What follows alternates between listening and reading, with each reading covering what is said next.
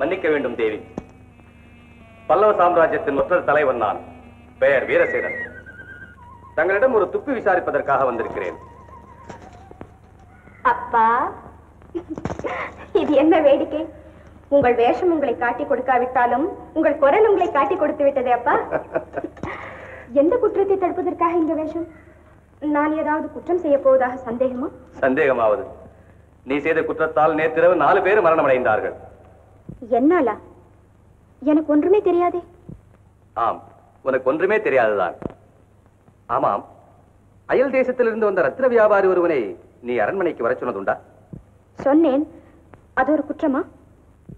அவரிடம் நீ உண்மையை சொல்லாமல் குந்தவி தேவியின் தோழி என்று சொன்னதுண்டா? உண்மைதான். அதனால் என்ன? அதனால் தான் வந்தது ஆபத்து.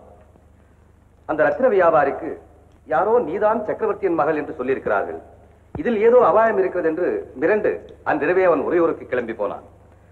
உறையூருக்கா? ஆமாம். அது என்ன ஆச்சரியம் உனக்கு? ஒன்றுமில்லையப்பா. அந்த ரத்தின வியாபாரி காஞ்சிக்கு வராமல் உறையூருக்கு போவானேன் என்று யோசித்தேன். அவன் தாயார் உறையூரில் இருக்கிறாளாம். என்னம்மா, என்ன யோசனை? ஒன்றுமில்லையப்பா.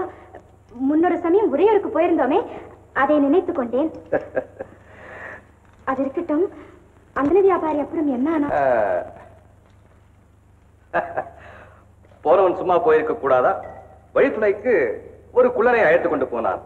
அந்த குள்ளன் காட்டிய வழியில் போய் கொண்டிருந்த போது திடீரென்று 4 பேர் அவனை தாக்கினார்கள். அவர்களில் 3 பேரை அவனை தீர்த்து விட்டான். 4வது ஆள் இந்த வாளுக்கு இரையானான். நீங்கள் எப்படி அந்த சமயத்தில் அங்கே போய் சேர்ந்தீர்கள்? சேராவிட்டால் இவ்வளவு பெரிய சாம்ராஜ்யத்தை என்னால் எப்படியம்மா நிர்வாகம் செய்ய முடியும்? ரொம்ப தற்பெருமை அடித்துக் கொள்ளாதீர்களப்பா. நரசிம்ம சக்கரவர்த்தியின் ராஜ்யத்தில் திருட்டு புரட்டே கிடையாது என்று சொல்லுகிறார்களே, அது என்ன ஆயிற்று? அயல் தேசத்து வியாபாரி ஒருவன் திருடர்களிடம் அகப்பட்டுக் கொண்டு விழிப்பானேன். நானும் முதலில் அவர்களை திருடர்கள் என்று தான் நினைத்தேன். அப்புறம் தான் அவர்கள் திருடர்களை விட பயங்கரமானவர்கள் என்று தெரிந்தது. பயங்கரமானவர்களா? ஆம். ஆமாம். அந்த ரத்தின வியாபாரியை பார்த்தாய், என்ன தோன்றிற்று உனக்கு? ஒன்றும் தோன்றவில்லையே. அவன் முகத்தில் ராஜகலையை கூட நீ கவனிக்கவில்லையா? ரணபத்திர காளியின் பக்தர்களுக்கு அந்த மாதிரி ராஜலட்சணம் பொருந்திய ரத்தின வியாபாரி கிடைப்பது அருமை. ஐயோ, நமது நாட்டில் இன்னுமா அந்த பயங்கரம்? ஆமாம். அதை ஒழிக்கத்தான் ஆட்சி பொறுப்பை கூட உன் அண்ணாவிடம் ஒப்படைத்து விட்டு நான் அல்லும் பகலும் முயன்று வருகிறேன். இன்னும் வெற்றி கிடைத்த பாடா இல்லை. பாவம், பரம சாதுவான அந்த ரத்தின வியாபாரிக்கு இப்படிப்பட்ட ஆபத்து நேர வேண்டும். அவனா பரம சாது? பெரிய திருடன். நிஜமாக வாப்பா? ஆமாம். அப்படியானால் அந்த ரத்தினங்கள் எல்லாம் அவன் திருடி கொண்டு வந்ததா? இல்லை அம்மா, இல்லை. அவன் நமது சிற்பிகளில் சிலரை திருட பார்த்தான். சரிதான். உங்களை பிடித்த சிற்ப பைத்தியம் அவனையும் பிடித்திருக்கிறதாக்கும். அப்புறம் என்ன? அன்றிரவை ஆயனர் வீட்டில் கழித்தோம். பொழுது விடுந்ததும் என் குதிரையை இரவலாக பெற்றுக்கொண்டு அவன் உறையூருக்கு கிளம்பி போனான். அதுவரை அவன் உங்களை இன்னார் என்றே தெரிந்து கொள்ளவில்லையா? இல்லை. ஏன் குழந்தாய்? ஒன்றுமில்லை அப்பா. உங்கள் வேஷம் எவ்வளவு தூரம் பலித்தது என்று தெரிந்து கொள்வதற்காக கேட்டேன். அது இருக்கட்டும். அண்ணா உரையுரை பார்த்ததில்லையாமே, நானும் அவனும் போய் வரட்டுமா? ஆஹா, ஆனந்தமாய் போய்விட்டு வாருங்கள். அதற்கு முன்னால் எனக்கு இன்னொரு விஷயம் தெரிய வேண்டுமே. என்ன விஷயம்? மாமல்லபுரத்தில் நேற்று நான் மாரப்ப பூபதியை பார்த்தேன். அவன் எங்கே வந்தான்? உனக்கு ஏதாவது தெரியுமா? தெரியும் அப்பா. நானும் அண்ணாவும் தான் அவன் இங்கே வரவழைத்தோம். ஓ, எதற்காக? அச்சுத்தவர்மர் தேகம் மெலிந்து விட்டதென்றும் ராஜ்ய காரியங்களை கவனிக்க முடியவில்லை என்றும் தெரிவித்திருந்தார். அதன் மேல் அண்ணா மாரப்ப பூபதி அழைத்து சோழ நாட்டின் சேனாதிபதி பதவியை மறுபடியும் அவனுக்கு கொடுத்திருக்கிறான். இனி அவனையும் நான் கவனிக்க வேண்டும் போல் இருக்கிறது. அப்பா, ஒரு சந்தேகம். என்ன சந்தேகம் குழந்தாய்? அவ்வளவு உயர்ந்த ஜாதி குதிரையை அந்த ரத்தின வியாபாரிக்கு இரவலாக கொடுத்து அனுப்பியிருக்கிறீர்களே, அதை அவன் திருப்பி கொடுப்பானா? ஏன் கொடுக்க மாட்டான்? அப்படி கொடுப்பதா இருந்தால் அவன் மறுபடியும் காஞ்சிக்கு வந்துதான் தீர வேண்டும் இல்லையா? அவன் வராவிட்டால் என்ன? குதிரை அவனை விட்டு விட்டு வந்து விடுகிறது.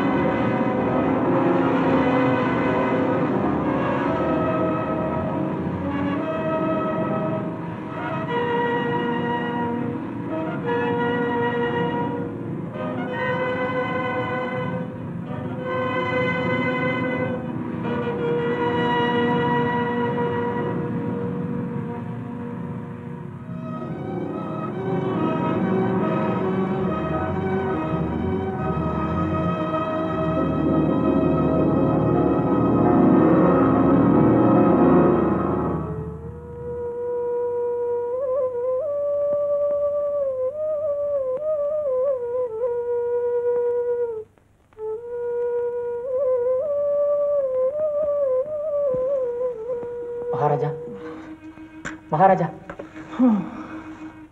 மகாராஜா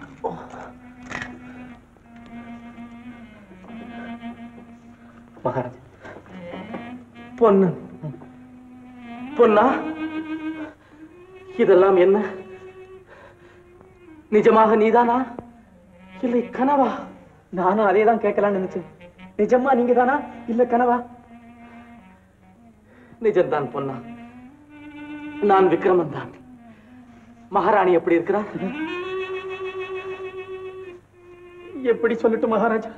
ஏன் தை அமாவாசை அன்னைக்கு காவேரி சங்கமத்துல குளிச்சுக்கிட்டு இருக்கிற போது என்ன பொன்னா என்ன நடந்தது? உங்க ஞாபகமாவே இருந்த மகாராணி இத வந்துட்ட விக்ரமா இத வந்துட்டேன்னு கத்திக்கிட்டே அலையோட அலையா போயிட்டான். அப்புறம் நானும் பரஞ்சோதி அடிகளும் சங்கமத்துக்குள்ள இறங்கி தேடி தேடி தேடி பார்த்தோம். மகாராணி கிடைக்கல. கடைசியில என்னடானா யாரோ ஒரு ஒத்தக்கை மனுஷன் மகாராணியை தூக்கிட்டு கூட்டத்தோட கூட்டமா மறைஞ்சிட்டான்னு நம்ம வள்ளி சொன்னான். யார் அந்த ஒற்றைக்கை மனிதன்? அவன் தான் கபாரபுத்திர பைரவனா, ரணபத்திர காளி கோயில் பூசாரி. அந்த கோயில் எங்க இருக்குன்னு கண்டுபிடிச்சிட்டா அப்புறம் அவனையும் அவன் தூக்கிட்டு போன மகாராணியும் கண்டுபிடிச்சிடலான்னு சிவனடியார் சொல்றாரு. இன்னும் கண்டுபிடிக்கவில்லையா? எப்படி கண்டுபிடிப்போம் மகாராஜா? மாச கணக்குல அவர் ஒரு பக்கம் நான் ஒரு பக்கம் தேடினதுக்கு அப்புறம் 3 நாளைக்கு முன்னால கொல்லிமலை சாரல்ல ஒரு குள்ளனோட நான் அவனை பார்த்தேன். என்ன குள்ளனா? அவன் எப்படி இருந்தான்? வயசு 40க்கு மேல இருக்கும். பார்க்க 10 வயசு பையன் மாதிரி இருந்தான். ஏன் நீங்களும் அவனை பார்த்தீங்களா? ஆமாம் பார்த்தேன். நீ சொல்வதை சொல்லி முடி. இனிமே சொல்றதுக்கு என்ன இருக்கு மகாராஜா? கொல்லிமலை சாரல்ல அவங்களை நான் பார்த்ததும் பயந்து போய் ஒரு பள்ளத்துக்குள்ள மறைஞ்சுக்கிட்டேன். அவங்க அறிவிக்கிற பாதையில ரொம்ப தூரம் போனதுக்கு அப்புறம் மேல வந்து ஆனை மட்டும் தேடி பார்த்தேன். அந்த கோயிலையும் கண்டுபிடிக்க முடியல, மகாராணியும் கண்டுபிடிக்க முடியல. சரி சிவனடியார பார்த்து இந்த செய்தியை சொல்லலாம்னு பார்த்தா நீங்க வெள்ளத்துக்குள்ள சிக்கிட்டு இருக்கீங்க. அந்த மட்டும் நான் வந்து ரொம்ப நல்லதா போச்சு மகாராஜா. அது இருக்கட்டும் பொன்னா, மகாராணி அந்த மலையில் தான் இருக்கிறார் என்ற நம்பிக்கை உனக்கு இருக்கிறதா? இல்லாமல் என்ன மகாராஜா? யாரோ வர மாதிரி இருக்கு.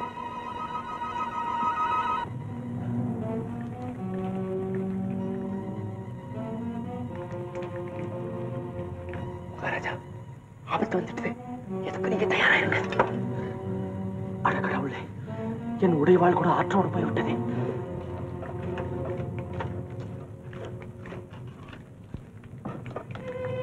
மகாபிரபு, காளிமாதா அடியனுக்கு இன்னும் என்ன ஆஜாபித்திருக்கிறாளோ தயவு கூர்ந்து அடியனுக்கு சொல்ல வேண்டும் மகாபிரபு. மாதா உனக்கு பெரிய பெரிய பதவிகள் எல்லாம் கொடுக்க காத்திருக்கிறாள். இன்னும் உன்னிடம் பெரிய பெரிய காரியங்கள் எல்லாம் எதிர்பார்க்கிறாள். அதற்காகத்தான் பிரபு ராஜவம்சத்தில் பிறந்த ராஜகுமாரனையே காளிக்கு அர்ப்பணிக்கலாம் என்று பாடுபட்டேன். எப்படியோ காரியம் கெட்டு போய்விட்டது பிரபு. கெட்டது உன்னால் தான். அந்த ராஜகுமாரனுக்காக நானே வந்திருந்தேன். நீ குறுக்கிட்டு கெடுத்து விட்டாய். மன்னிக்க வேண்டும் மகாபிரபு. நான் மன்னித்து பிரயோஜனம் இல்லை. மாதா உன்னை மன்னிக்க வேண்டும். அதற்காக அந்த விக்கிரமனை நீ எப்படியாவது தேடி பிடித்து கொண்டு வர வேண்டும்.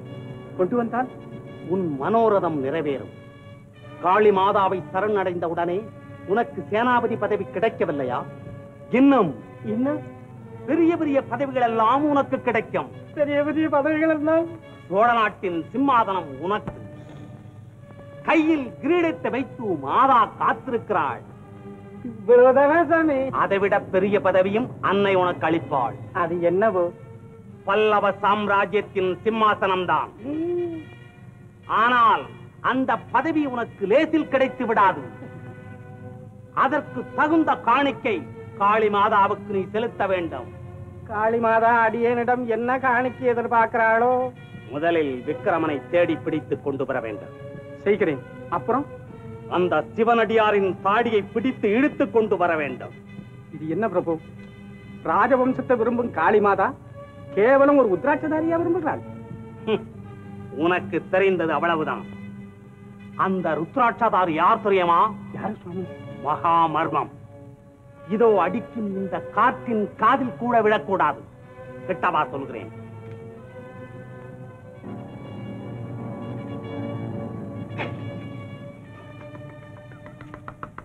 ஏன் சிரிக்கிறாய்? மாதாவின் வார்த்தையில் உனக்கு நம்பிக்கை இல்லையா?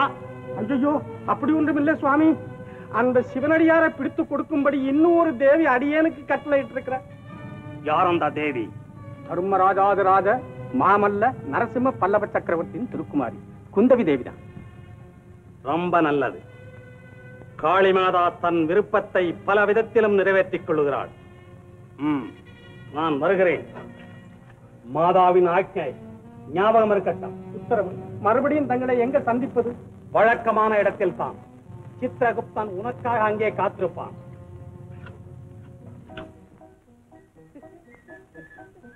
ஒரு சிம்மாசனத்துக்கு 2 சிம்மாசனம். யாருக்கு?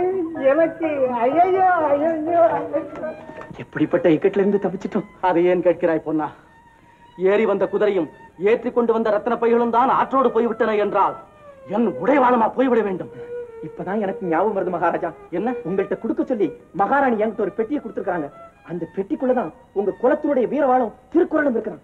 அப்படியா? ஆஹா, செண்பகத்தீவின் சுதந்திர மன்னனாகிவிட்ட நான் அந்த வீரவாளையும் திருக்குறளையும் எடுத்துக்கொண்டு அன்னையையும் அழைத்துச் செல்லத்தானே வந்தேன். அந்த பெட்டியை எங்கே வைத்திருக்கிறாய் பொன்னா? வசந்த தீவில பதிச்சு வச்சிருக்க மகாராஜா. அங்கே ஏன் வைத்தாய்? வேற எங்க வைப்ப மகாராஜா? புடிச்சுக்குள்ள வைக்கிறதுக்கு பயமா இருந்தது. சரி சரி, நாம் இப்பொழுது செய்ய வேண்டிய காரியங்கள் 2. அந்த வீரவாளை எடுத்துக்கொண்டு வர வேண்டும். அந்த பயங்கர கபாலிகன் கூட்டத்தில் இருந்து மகாராணியை விடுவித்து அழைத்துச் செல்ல வேண்டும். பொழுது விடியட்டு மகாராஜா. இன்னைக்கு ராத்திரி இங்கேயே ஓய்வு எடுத்துக்கிடுங்க. வாங்க.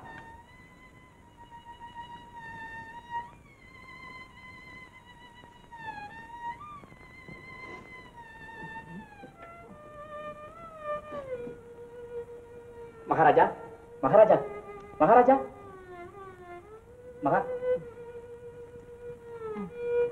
மகாராஜா, உடம்பு கொதிக்குதே. ராத்திரி பூரா நீங்க தூங்கவே இல்லையா? இல்லை பொன்னா, என்னவெல்லாமோ ஞாபகங்கள். தூக்கம் பிடிக்கவில்லை. கடுமையான காய்ச்சல் தான் இதுக்கெல்லாம் காரணமா இருக்கு மகாராஜா. பாவி, நான் கும்பகர்ணனை போல தூங்கிட்ட போல இருக்கேன். என்னை இங்க எழுப்பிருக்க கூடாதா? பரவாயில்லை பொன்னா, நான் இப்படியே போகலாமே. இந்த நிலையில நீங்க ஒரு அடி கூட எடுத்து வைக்க முடியாது. நீங்க இப்படியே படுத்துருங்க. நான் பக்கத்து கிராமத்துல போய் யாராவது வைத்தியனை பார்த்து கூட்டிட்டு வந்துடுறேன். இப்படி இருக்கும்.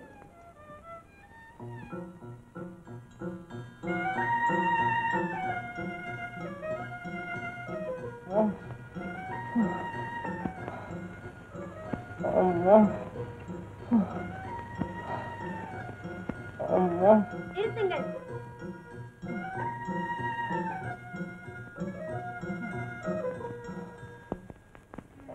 அம்மா, அம்மா,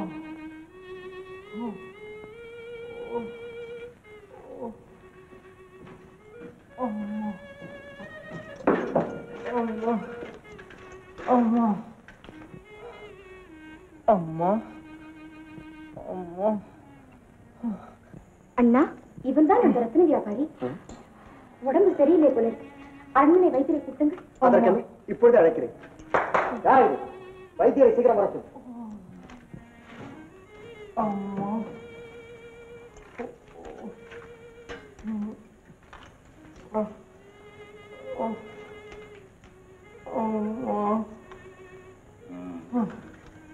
இது விஷஜரம். இதற்கு சிகிச்சை செய்தாக வேண்டும். குணமடைய இன்னும் 10 நாட்களாக ஆகலாம். அண்ணா, இங்கே இவனை யார் கவனிப்பார்கள்? இவனை நம்முடன் அழைத்து போவோமா? இவனிடம் செண்பகத்தீவை பற்றி செண்பகத்தீவை பற்றி மட்டுமல்ல, அங்கிருக்கும் சோழ ராஜகுமாரனை பற்றியும் தெரிந்து கொள்ளலாம் அல்லவா? யாரங்க?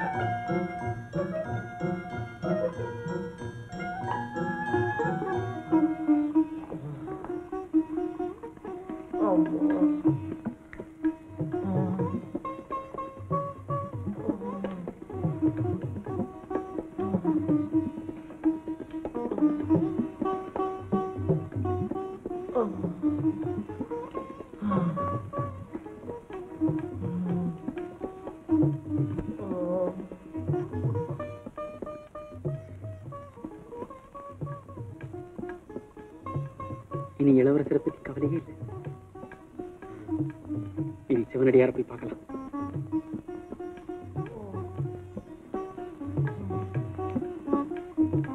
அம்மா, அம்மா,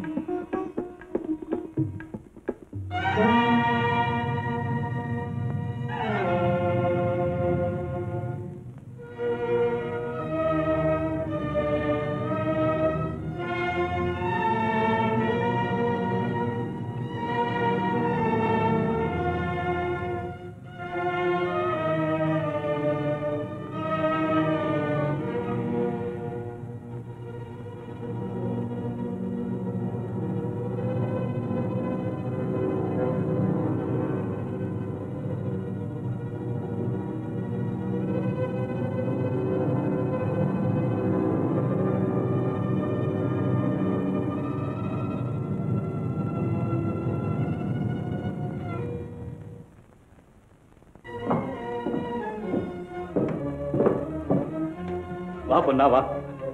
மகாராணியை பற்றி ஏதாவது தகவல் தெரிந்ததா? தெரிஞ்சது சாமி. திருவங்காட்டாமையும் வள்ளியும் பார்த்த ஒத்தகை மனுஷனை நானும் பார்த்தேன். எங்கே பொன்னா எங்கே? கொல்லிமேல் அடிவாரத்துல. ஆஹா, நானும் உன்னுடன் இல்லாமற் போனேனே. இருந்திருந்தா என்ன செய்திருப்பீங்க சாமி? அந்த கிராதகன் கட்டியிருப்பதாக சொல்லும் ரணபத்திரகாளி கோயிலை எப்படியாவது கண்டுபிடித்திருப்பேன். ரணபத்திரகாளி கோயிலா? ஆமாம், அதன் தலைமை பூசாரி அவன். கபாலருத்ர பைரவன் என்று தன்னை சொல்லிக் கொள்கிறானாம். பேரை கேட்கும் போதே பயமா இருக்குதே. பெயர் மட்டும் என்ன, அவன் பரப்பி கொண்டு வரும் மதமும் பயங்கரமான மதம்தான். ஒருவேளை அந்த கோயில்ல தான் மகாராணி இருக்க வேண்டும். ஐயோ, அந்த பாவி. கவலைப்படாத பொன்னா, கேவலம் மகாராணிக்காக அவன் இவ்வளவு சிரமம் எடுத்துக் கொண்டிருக்க மாட்டான். வேறு ஏதோ அந்தரங்க நோக்கம் இருக்க வேண்டும். அந்த நோக்கம் நிறைவேறும் வரை அவன் மகாராணியை பத்திரமாகத்தான் வைத்திருப்பான். எதற்கும் நாம் ரணபத்திரகாளி கோயில் இருக்கும் இடத்தை கண்டுபிடித்து விட்டால் மகாராணியையும் கண்டுபிடித்து விடலாம். ஆனால் அங்கே போவதற்கு முன்னால் நாம் உறையூருக்கு போக வேண்டும். ஏன்? இளவரசர் வந்திருக்கிறார். தெரியும். வந்தது மட்டுமல்ல, வழியில் அவருக்கு ஏதோ விபத்து நேர்ந்திருக்கிறது என்பதும் எனக்கு தெரியும். விபத்தா? எங்க சாமி? இன்றைக்கு நீ ரொம்ப கேள்விகள் கேட்கிறாய் பொன்னா. என்ன விபத்து என்று எனக்கு தெரியாது. ஆனால் ஏதோ நேர்ந்திருக்கிறது என்பது மட்டும் எனக்கு தெரியும். அதோ அந்த குதிரைக்கு பகவான் பேசும் சக்தியை மட்டும் அளித்திருந்தால் அது சொல்லும். அது போகட்டும், நீயும் என்னோடு உறையூருக்கு வருகிறாயா? வர்றேன் சாமி. ஆனா அதுக்கு முன்னால சில விஷயங்கள் தெரியணும். என்ன? நீங்க முக்கியமா யாருன்னு எனக்கு தெரியணும். கொஞ்ச நேரத்துக்கு முன்னால சாலை வழியா குதிரை மேல வர்ற போது வேற உருவத்துல வந்தீங்க. இப்போ வீட்டை விட்டு வெளியில வர்றது வேற உருவத்துல வந்து நிக்கிறீங்க. இந்த ரெண்டு உருவமும் உங்களுக்கு சொந்தமான உருவம் இல்லைன்னு எனக்கு தோணுது. உண்மையில நீங்க யாருன்னு எனக்கு சொல்லணும். சொன்னால் என்ன? சொன்னா அவசியம் நீங்க தெரிஞ்சு கொள்ள வேண்டிய விஷயம் எனக்கு தெரியும். அதை சொல்லுவேன். இல்லாட்டி என் வழியே போவேன். அவசியம் நீ தெரிந்து கொண்டுதான் தீர வேண்டுமா? ஆமா சாமி. சரி, சொல்கிறேன். ஆனால் நீ எனக்கு ஒரு வாக்குறுதி கொடுக்க வேண்டும். வேறு யாரிடமும் சொல்லக்கூடாது. பரம ரகசியமாய் வைத்திருக்க வேண்டும். ஆகட்டும் சாமி. போர்க்களத்தில் வீரமரணம் அடைந்த பார்த்திவ மகாராஜாவின் ஆணையாக சொல்வாயா? பார்த்திவ மகாராஜா ஆணையா சொல்றேன். அப்படியானால் பொன்னா, இதோ பார்.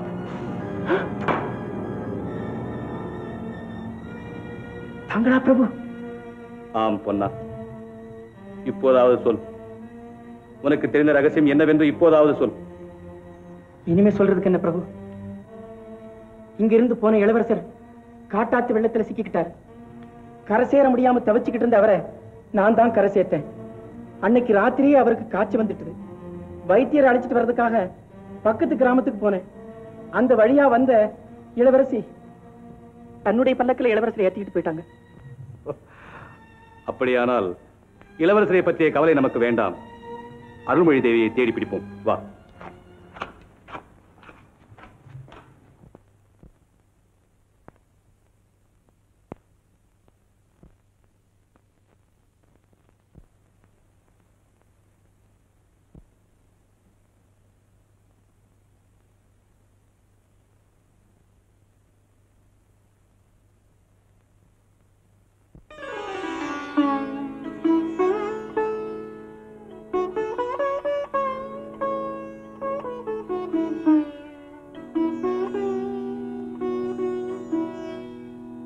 பழகும் தமிழே பார்த்திபன் மகனே, அழகிய மேனி சுகமா சுகமா. பழகும் தமிழே பார்த்திபன் மகனே, அழகிய மேனி சுகமா. பாவலன் கவியே பல்லவன் மகளே, காவலன் மேனி சுகமே. உன் கைகளினால் வந்த குணமே, உன் கைகளினால் வந்த குணமே.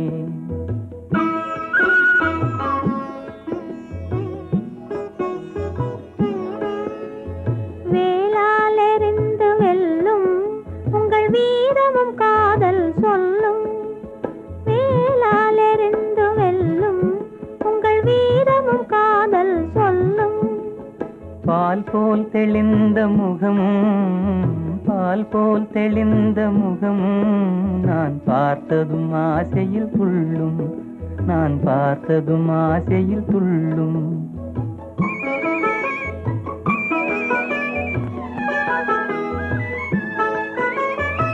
சித்திர வடிவம் போலே தங்க சிலையை கண்டதினாலே, சித்திர சித்திர வடிவம் போலே தங்க சிலையை கண்டதினாலே நித்திரை தேர்ந்தது கனியே நித்திரை தேர்ந்தது கனியே உன் நினைவில் மீண்டது மனமே உங்கள் அழகிய மேனி சுகமா உன் காவலன் மேனி சுகமே பழகும் தமிழே பார்த்திபன் மகனே அழகிய மேனி சுகமா பாவலன் கவியே பல்லவன் மகளே காவலன் மேனி சுகமே உன் கைகளினால் வந்த குணமே உன் கைகளினால் வந்த குணமே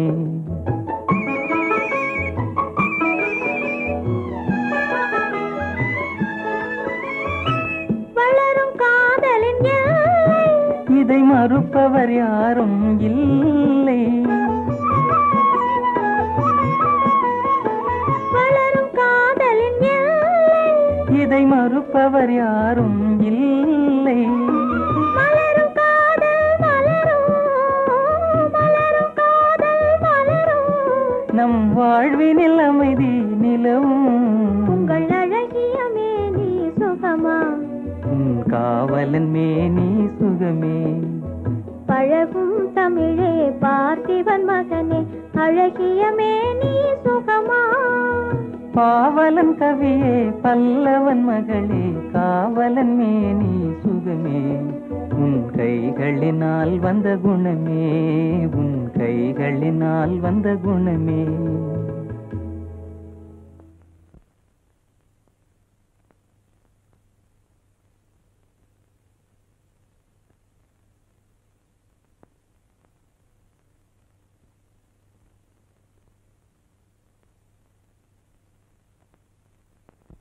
அம்மா அம்மா தேவி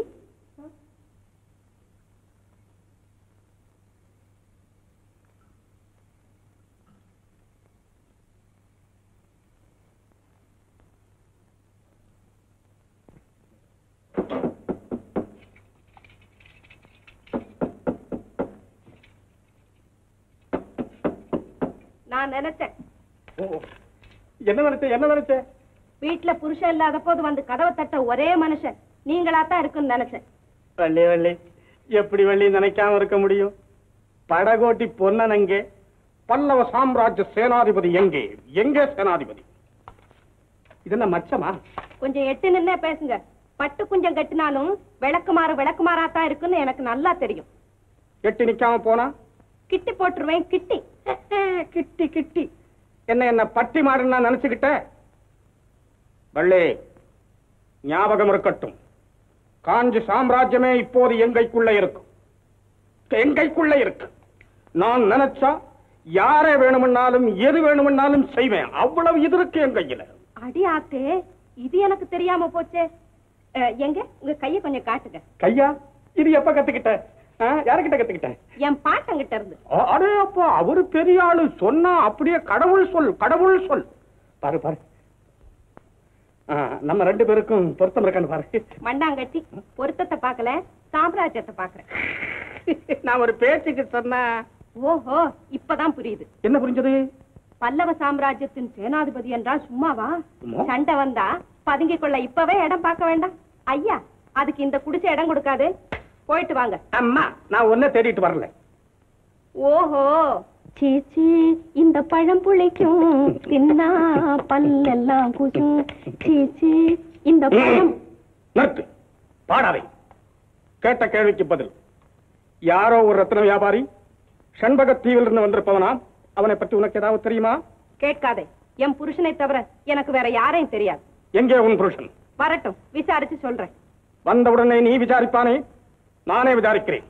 ஆஹா. என்ன ஆஹா?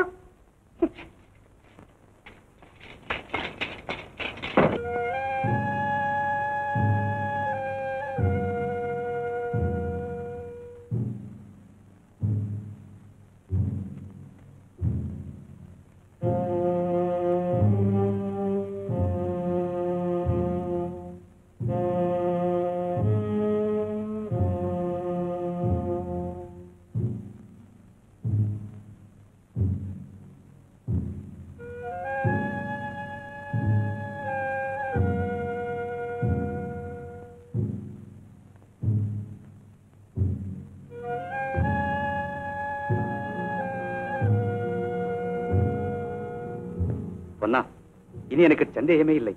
மகாகபால பைரவனின் இருப்பிடம் இங்கேதான் எங்கேயோ இருக்கிறது. அதை கண்டுபிடித்து விட்டு தான் நான் திரும்பி வருவேன். நீ போகலாம். சாமி, உங்களை நான் தனியா விட்டுட்டு நான் எப்படி சாமி போறது? இல்லை பொன்னா, நீ போகத்தான் வேண்டும். இல்லாவிட்டால் இளவரசருக்கு ஏதாவது ஆபத்து நேர்ந்தாலும் நேரலாம். அவருக்கு எப்படி சாமி ஆபத்து வரும்? இளவரசி அம்மா பக்கத்துல இருக்கும்போது அவங்க பாதுகாப்பு இருக்க சாமி. அவருக்கு எப்படி சாமி ஆபத்து வரும்? பொன்னா, இப்போதுள்ள நிலையில் எதையும் தீர்மானமாக சொல்லுவதற்கில்லை. மகாகபால பைரவனும் மாரப்ப பூபதியும் அன்று மகேந்திர மண்டபத்தில் பேசிக் கொண்டிருந்ததை நீ கேட்டாய் அல்லவா? சக்கரவர்த்தி பதவிக்காக அந்த செண்டாளன் எதையும் செய்ய தயாராக இருக்கிறான். சாமி, நான் போறேன். பொன்னா, முடிந்தால் சிறு தொண்டரிடம் நான் இங்க இருப்பதாக சொல். ஆகட்டும் சாமி. நீ போகலாம்.